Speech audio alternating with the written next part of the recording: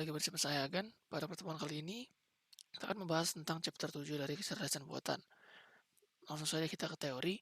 Yang pertama itu kenapa file text harus di tokenizer. Tokenizer adalah langkah pertama yang diperlukan dalam tugas pemrosesan bahasa seperti perhitungan kata, penguraian, pemeriksaan ejaan, pembuatan korpus, dan analisis statistik teks.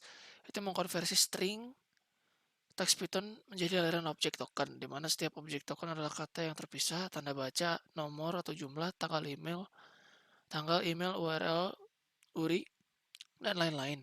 Ini juga mengelompokkan aliran token menjadi kalimat dengan mempertimbangkan sudut kasus-kasus seperti singkatan dan tanggal di tengah kalimat. Ilustrasi dapat dilihat pada gambar.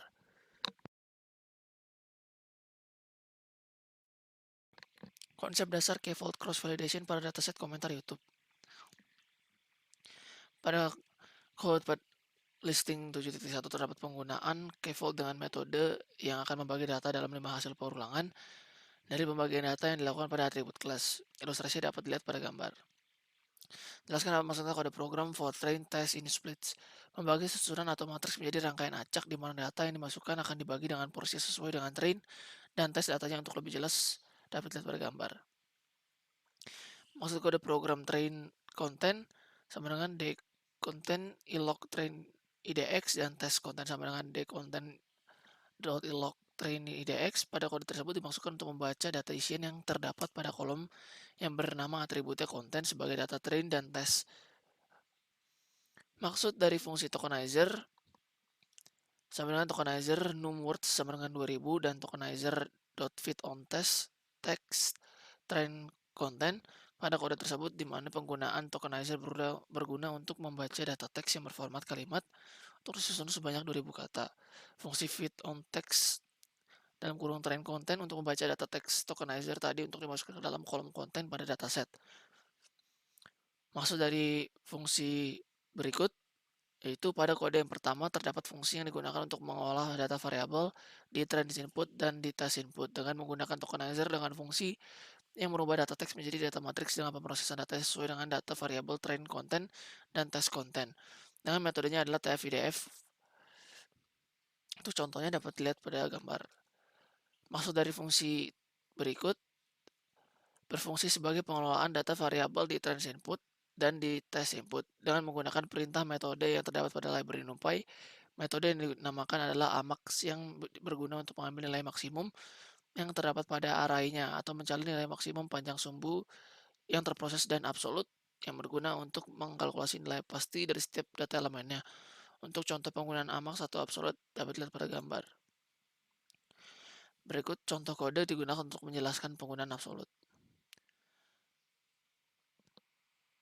Maksud fungsi dari berikut adalah menjelaskan penggunaan library NumPy yang akan mengelola data di train output dan di test output dengan menggunakan perintah atau metode toKategorial, di mana data yang diambil adalah data kelas dengan indeks data yang dituju adalah train_idx dan test_idx, di mana toKategorial berguna untuk mengkonversikan data ke kelas vektor menjadi data kelas binari.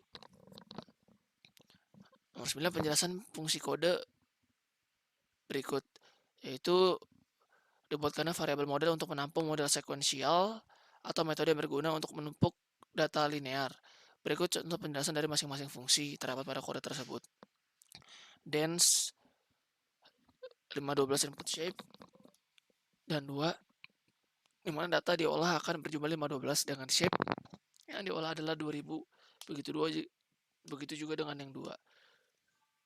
Yang kedua, activation adalah melakukan penggunaan fungsi matematika ReLU yang berfungsi dari metode rectified linear unit dan softmax yang berguna untuk menghasilkan data vektor yang merepresentasikan nilai distribusi probabilitas dari daftar nilai output yang memiliki potensi.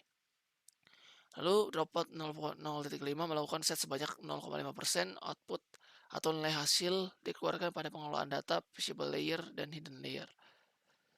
Maksud dari fungsi kode tersebut, kode berikut adalah pada kode ini menjelaskan tentang proses berlangsung untuk menampilkan nilai loss dan akurasi yang dihasilkan dari compile pada program di atas. Apa itu deep learning? Deep learning adalah rangkaian metode untuk bisa melatih jaringan syaraf buatan multi lapisan atau mempunyai banyak lapisan. Metode ini sangat efektif dan lebih mudah dalam mengidentifikasi pola dari data yang dimasukkan. Deep learning juga dapat meningkatkan bagian AI, mulai dari memproses bahasa alami yang kita katakan sampai dengan mengambil gambar. Oleh karena itu, deep learning merupakan otak yang lebih baik dan unggul untuk meningkatkan cara kerja pada sistem komputer.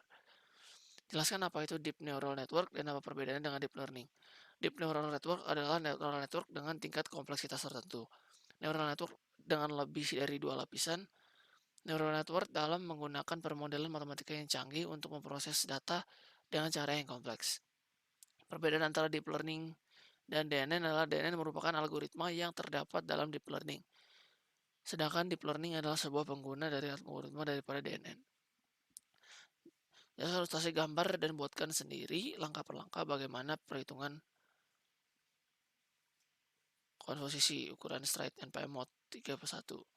Komposisi terdapat pada operasi pengalihan citra yang mengalihkan sebuah citra dengan sebuah mass atau kernel. Straight parameter yang berfungsi untuk menentukan pergeseran pada filter data pixel terjadi. Untuk contoh penggunaan dapat pada gambar. Pemrograman.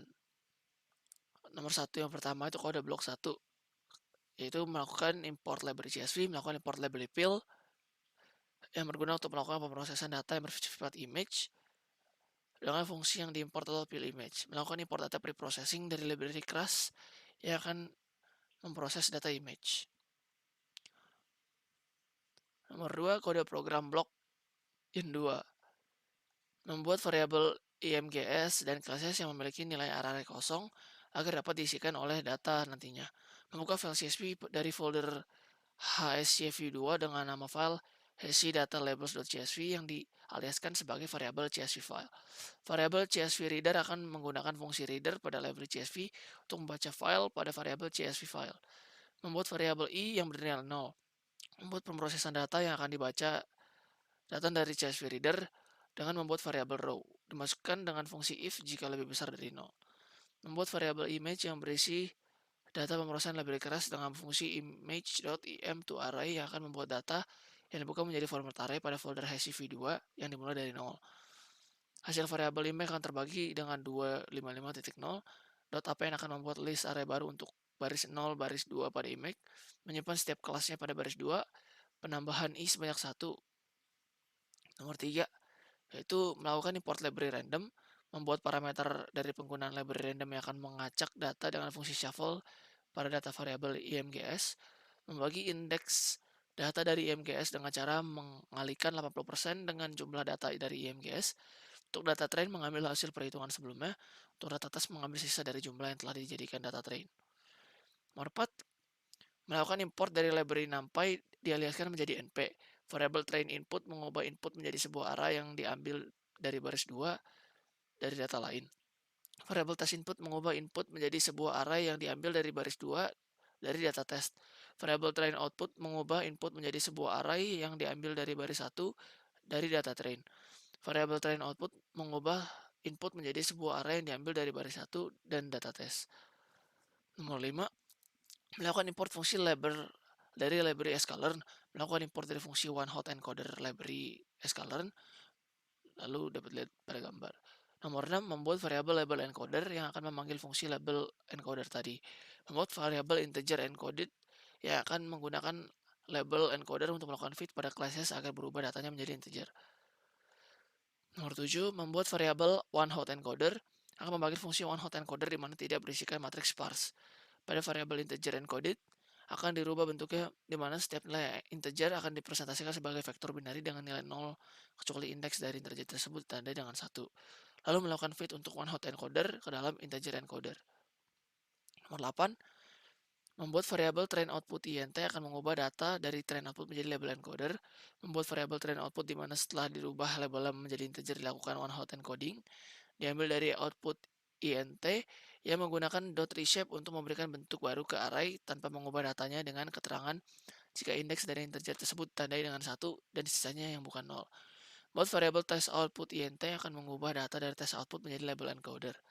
Membuat variabel test output di mana setelah dirubah labelnya menjadi integer dilakukan onehotEncoding diambil dari test output int dengan menggunakan .reshape untuk memberikan bentuk baru ke array tanpa mengubah datanya dengan keterangan jika indeks dari integer tersebut tandai dengan 1 dan sisanya bukan 0. Membuat variabel num classes akan menampilkan jumlah data dari classes yang telah dilakukan label encoder. Melakukan print dengan format tulisan number of classes titik 2%day di mana membalikkan nilai integer dari num classes. Nomor 9. Melakukan import sequential dari model pada library keras, melakukan import dense, dropout, flatten dari modul layer pada library keras, melakukan import conv2d, max polling 2d dari modul layers pada library kelas.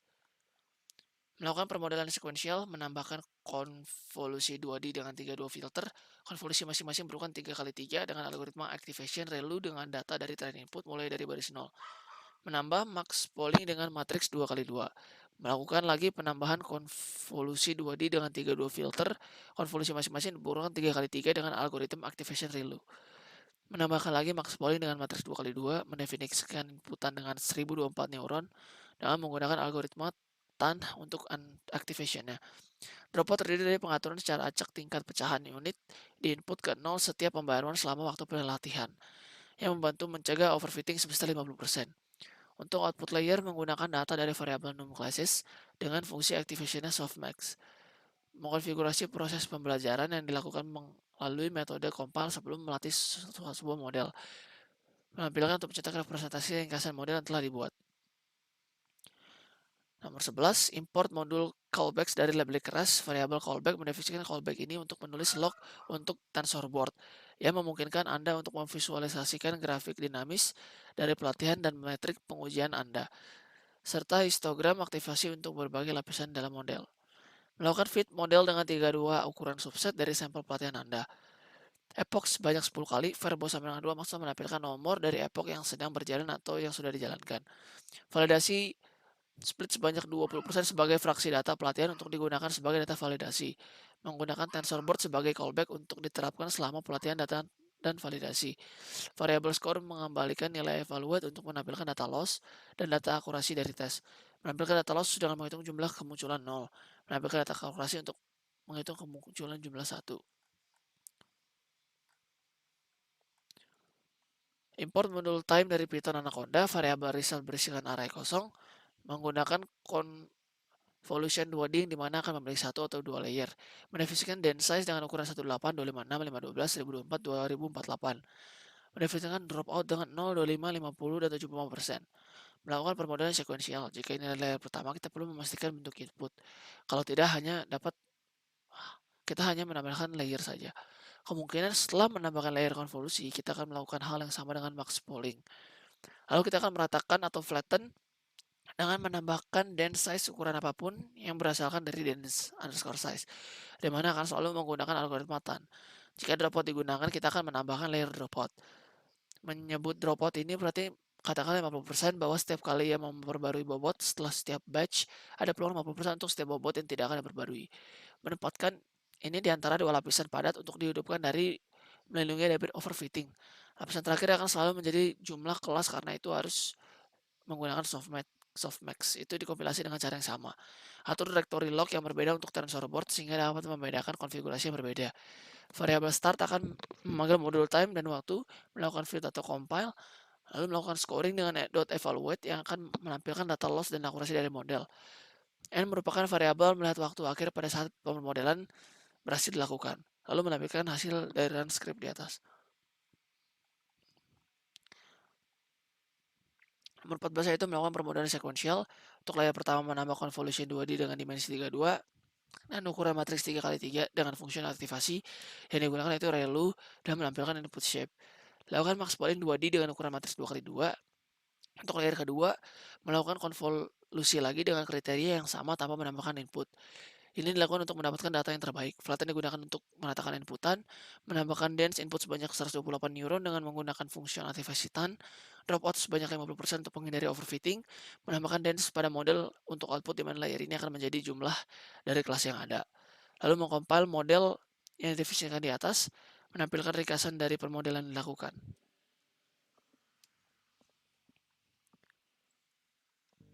Nomor 15 yaitu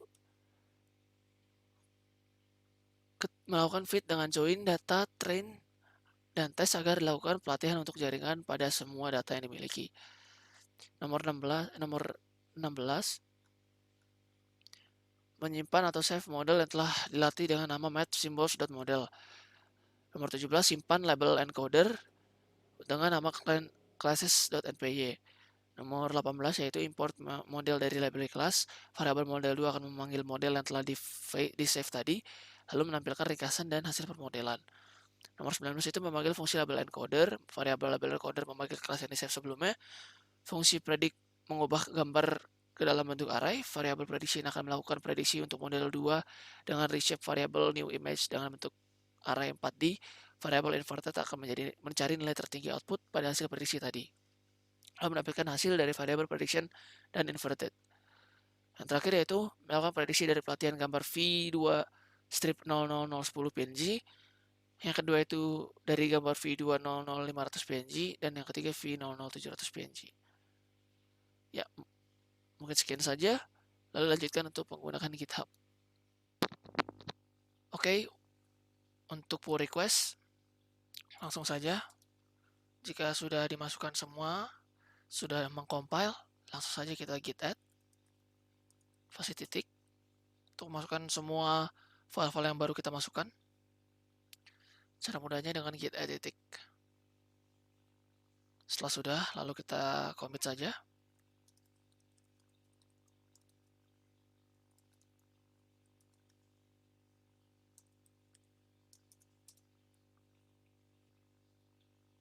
Oke, lalu kita push origin master. Lalu tinggal tunggu sampai proses selesai.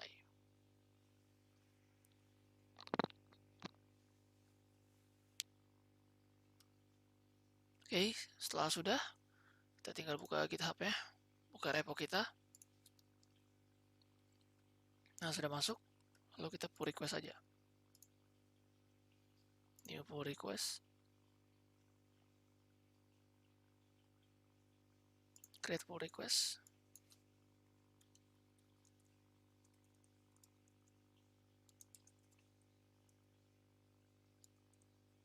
Langsung create pull request.